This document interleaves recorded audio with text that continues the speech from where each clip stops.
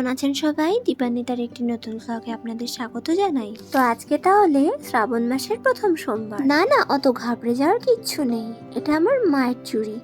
আমি একটু শখ করে হাতে গলিয়ে দেখছি যে আমি এটাকে ঠিক কতক্ষণ রাখতে পারবো। তবে বিশ্বাস করুন, এটা পরার পর আমি একটুও হাত নাড়াতে গেলেই মনে হচ্ছে সব ভেঙে চুরে শেষ হয়ে যাবে।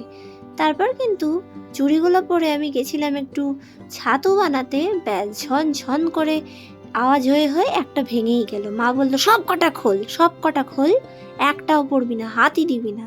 এই জন্যই আমি কিন্তু চুড়ি ফুড়ি পরতে পারি না, মানে কাঁচের চুড়ি পরতে পারি না, অন্য কিছু পেরে যাব। ও হ্যাঁ, আজকে কিন্তু একটা নতুন জিনিস তোমাদের সঙ্গে শেয়ার করব।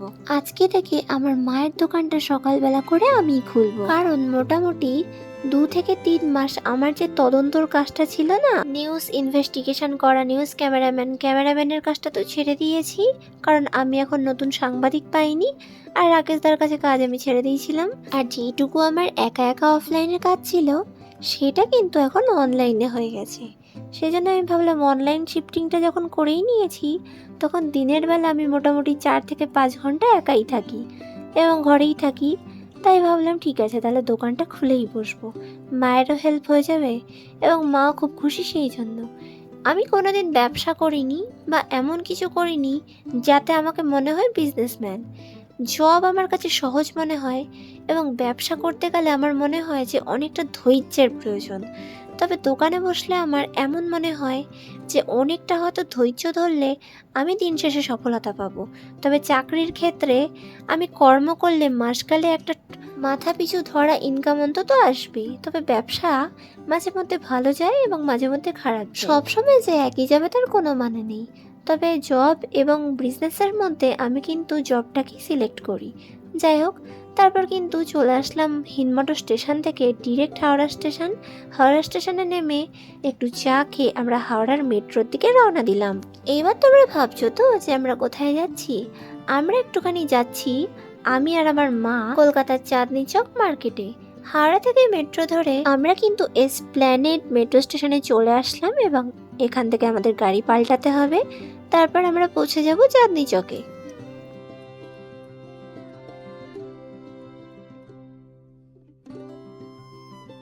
চলুন, চলে তো এসেছি, এবার একটুখানি এই রাস্তাটা দিয়ে হাঁটলেই পেয়ে যাব চাঁদনি চক মার্কেট।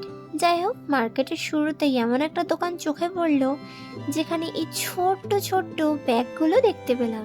বিশ্বাস করুন, আমি আমাদের হিন্দমোটরে এত খুঁজেছি, কোনো দিন পাইনি। যখন অল্প কিছু টাকা পয়সা থাকে তখন না বড় পার্স ক্যারি করতে একদম ভালো লাগে না, ছোট্ট একটা হবে। তারপরে আমরা চলে আসি চাঁদনি চকের ভেরি মোস্ট পপুলার ই মলে, যেখানে কিনা মোবাইল, ল্যাপটপ, বিভিন্ন ডিভাইস কিন্তু কিনতেও পাওয়া যায়, ভালো করে সারানো হয় এবং অনেক কম টাকার মধ্যে। অনেক ধরনের ল্যাপটপ চেক করার পর আমার রেঞ্জের মধ্যে আমার এই ডিল কোম্পানির ল্যাপটপটা পছন্দ হলো এবং উনি যা র্যাম স্টোরেজ বললেন, আমার কাজের ক্ষেত্রে এই ল্যাপটপটাই ঠিকঠাক মনে হলো। অতিরিক্ত স্টোরেজ নিয়ে আমার লাভ নেই, আবার কম নিয়েও লাভ নেই। আমার রেঞ্জের মধ্যে আমার যেইটুকু দরকার আমি আমার বাজেটের মধ্যে সেইটুকুই নিয়েছি। টোটাল মিলিয়ে এখান থেকে নিয়েছি বলে 20,000 টাকা নিয়েছে। হয়তো আমাদের ওই চত্বরে আরও ডবল দাম নিত। যাই হোক, তারপর কলকাতার একটু ফুচকা খেয়ে আর একটা দোকানে চলে আসি। এখানে আমার মায়ের ফোনের মধ্যে একটু প্রোটেক্টর গ্লাস আর কভারটা চেঞ্জ করানো ছিল, কারণ মায়ের ওগুলো অনেক পুরনো হয়ে গেছিলো, নোংরা লাগছিল দেখতে, তাই জন্য মা করে নেয় চেঞ্জ। তারপরে আমরা চলে আসি হাঁটতে ঠিক তার পাশেই কলকাতা মেট্রো গলির সামনের একটা মার্কেটে। এখানে আমার মা দোকানের জন্য কিছু মালপত্র নেবে, মানে চুড়ি নেবে, যেহেতু শ্রাবণ মাস পড়ে গেছে এবং চুড়ি তো বিক্রি হতেই থাকে, যেহেতু আমাদের কসমেটিক্স দোকান, চুড়ি তো সব থেকে বেশি অ্যাভেলেবেল রাখতে হয়। যাই হোক, মা ডজনখানি কিনে নিল। এরপরে বাড়ি ফেরার আগে আমি একটু খেয়ে নিলাম কর্ন চাট। 40 টাকা দাম নিয়েছে ঠিকই, তবে এত টেস্টি কি আর বলবো। যতই আমি বাড়িতে ভালো মন্দ রান্না করি, বাইরের খাবারের ঠিক আলাদাই টেস্ট। চলো এবার দেখাই আমি আজকে কলকাতা থেকে কি কিনেছি। ওই যে ওই ব্যাগটা ল্যাপটপের সাথে ফ্রি পেয়েছি জানেন। তারপরে এই যে ডিলের ল্যাপটপের সাথে মাউস নিয়েছি। সব সময় ওখানে টাচ নিয়ে কাজ করব না, মাউস থাকলে একটু সুবিধা। এই যে ল্যাপটপের কিবোর্ডটা পরিষ্কার করার জন্য এই জেলটা দিয়েছে, তার সাথে একটা প্রোটেক্টর গ্লাস দিয়েছে। আর এই যে এই ছোট্ট পার্সটা আমি কিনেছি, যেটা আমি সব জায়গা ক্যারি করতে পারবো। একটা গিফট পেয়েছি দেখুন, ল্যাপটপটা কিনেছি বলে একটা স্মার্ট ওয়াচ। এটা একটা এক্সটেনশন কর্ড নিয়েছি যাতে খাটে বসে চার্জ দিতে পারি সব কিছু। এই যে বিলটা।